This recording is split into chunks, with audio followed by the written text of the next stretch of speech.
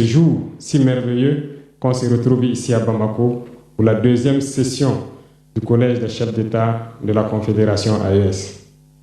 Je voudrais aussi rendre un hommage appuyé à nos vaillantes forces combattantes qui mènent un travail colossal sur le terrain et qui permettent qu'aujourd'hui nous pouvons nous retrouver ici pour communier au nom de nos populations.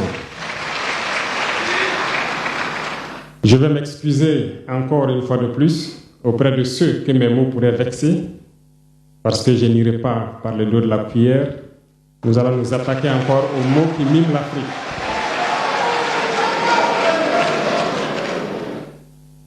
Vous avez certainement tous déjà entendu parler du printemps arabe. Ce phénomène qui a bouleversé la géopolitique du monde arabe, en commençant par le Maghreb, en Afrique et jusqu'en Asie, qui s'est manifesté avec des conséquences souvent désastreuses, des morts et des divisions par endroits, et des bouleversements politiques sans précédent dans d'autres endroits. Et je pense que tous les Africains devraient comprendre qu'est-ce que c'est que ce phénomène, d'où il vient, et qu'est-ce qu'il faut faire pour se prémunir d'un tel phénomène. Malheureusement, nous sommes au regret de constater que certains Africains ne se réveillent pas. Et ce que je vais dire n'est que ma pensée à moi, mon analyse, c'est qu'il y a quelque chose qui vient sur l'Afrique de l'Ouest, que j'ai appelé l'hiver noir. L'hiver noir arrive. Il sera un hiver très froid, un hiver sanglant, un hiver meurtrier. Vous allez me poser des questions, pourquoi? Eh bien, en fondant la Confédération de l'AES, nous avons senti ce froid venir. Et tous les jours que Dieu fait, nous nous évertuons à trouver des troncs d'arbres pour allumer un feu qui va réchauffer le cœur des Africains, un feu qui va réchauffer les mentalités et le sang des Africains pour nous unir autour. Nous nous sommes évertués également à faire la chasse aux loups pour essayer d'utiliser leur peau pour faire des manteaux pour nous protéger du froid de l'hiver. Nous nous sommes évertués à construire des montagnes, de grandes montagnes pour briser le vent de l'hiver qui devrait s'abattre sur nos communautés. Malheureusement, force est de constater que certains Noirs sont là tous les jours à arroser nos troncs d'arbres d'eau fraîche pour qu'ils ne puissent pas brûler. Ils se transforment en loups ou font en sorte que nous, chasseurs de loups, nous ne puissions pas surprendre le loup. Lorsque nous voulons construire nos montagnes, ils brisent les cailloux pour que nous ne puissions pas arriver. Pourtant, l'hiver arrive. Et quand l'hiver viendra, devrions-nous permettre à ceux-là qui combattent de venir se protéger avec nos manteaux qu'on a confectionnés, avec les montagnes qu'on a construites pour nous protéger des vents, ou encore se réchauffer avec nous autour du feu. Telle est la question qu'il faut qu'on se pose. Qu'adviendra-t-il donc du panafricanisme quand l'hiver viendra? L'hiver viendra parce que la guerre se transporte en Afrique de l'Ouest. Les impérialistes font tout pour mettre l'Afrique de l'Ouest à feu et à sang. Mais du sommet de l'État jusqu'à certaines populations, soit nous faisons semblant de ne pas voir venir le danger, ou bien nous sommes nous-mêmes complices de ce qui va arriver. Le chaos pourrait s'installer. Je dis bien pourrait s'installer. Beaucoup de gens pourraient mourir.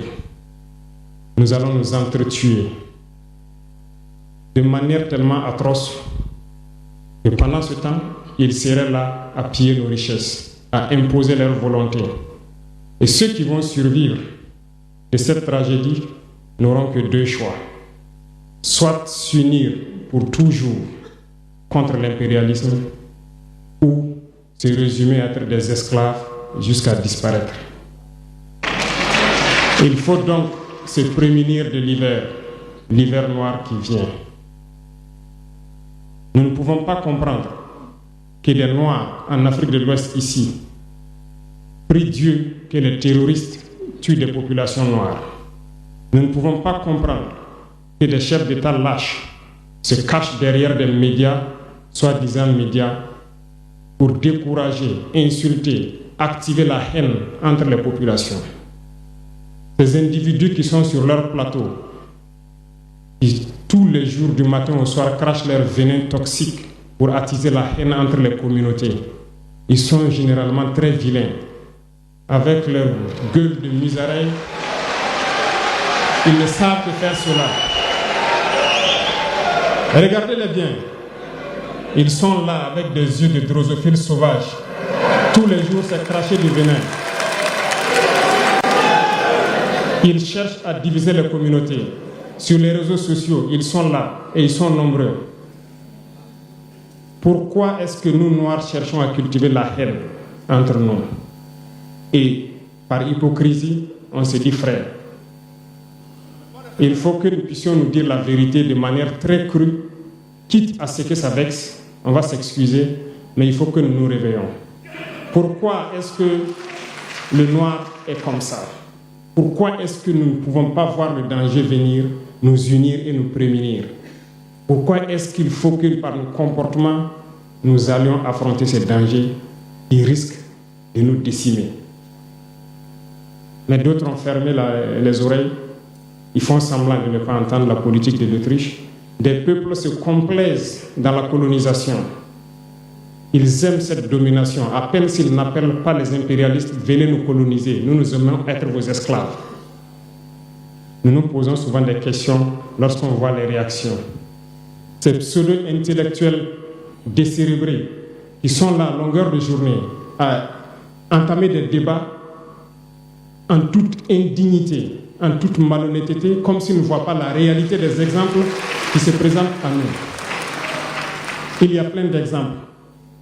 Lorsque la démocratie fait certaines choses contraires aux règles même qu'elle s'est fixées, ils ferment les yeux là-dessus. Mais ils sont prompts à nous appeler juntes ou putschistes. Mais soyez sûrs d'une chose, nous sommes unis et nous resterons unis. Et nous devons ouvrir les yeux. L'AES va évoluer.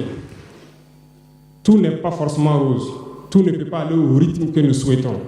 Mais nous avançons sereinement et nous allons arriver à notre objectif. Et quand viendra l'hiver, si il faille que nous passions par l'hiver pour être libres, pour être unis, nous prions Dieu qu'il en soit ainsi et qu'il protège nos populations. Sinon, une chose est sûre, l'AES vaincra, l'AES grandira. Restez sereins parce que nous avons confiance en nos populations. Nous avons confiance en vous, que vous compreniez qu'aucune manipulation ne peut aujourd'hui nous diviser entre nous. Aucune manipulation ne peut nous amener à haïr d'autres personnes. Aucune manipulation ne doit nous amener à riposter d'une manière violente, physique, face à ces individus qui n'ont absolument rien compris. Restez sereins, ne ripostez pas physiquement, nous riposterons par la communication jusqu'à ce qu'ils changent eux-mêmes de mode d'action et nous allons aussi riposter en fonction du mode d'action. Restez sereins, Dieu protégera l'AES. Dieu vous protège tous, toutes les populations de l'AES. Dieu vous accompagne tous dans vos objectifs. Et Dieu, qui est si juste, se bat pour ceux qui se battent. Nous nous battons. Nous sommes une population résiliente, la plus résiliente de la sous-région. Personne n'aurait cru que vous pouvez supporter ce que vous êtes en train de vivre. Nous allons vaincre le terrorisme, nous allons nous développer et nous allons nous affirmer. Nous allons avoir notre place dans le concert du monde. Que Dieu bénisse l'AES, que Dieu bénisse notre population résiliente et résistante. Que Dieu nous unisse davantage, la patrie ou la mort.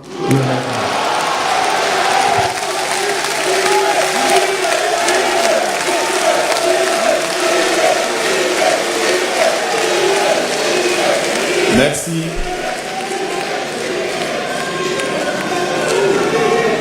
Merci. Excellence, merci pour cette prise de parole. Vous nous avez rappelé que l'avenir du Sahel se construit par les fils et les filles